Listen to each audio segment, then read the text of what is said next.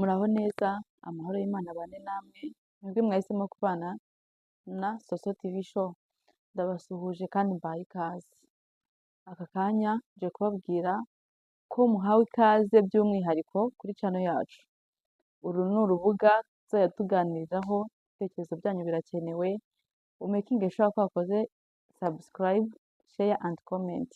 Tuzajya tubagezaho byinshi bitandukanye kandi byiza cyane, nicyo kintu mbijeje, agaseke karapfundikiye.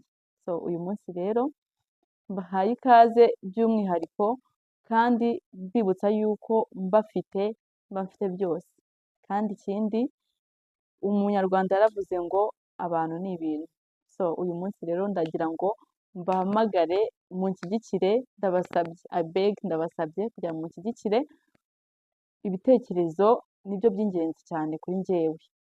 Byo gukora birahari byinshi, ariko namwe ndifuza yuko mwanera inkunga mu byo gukora.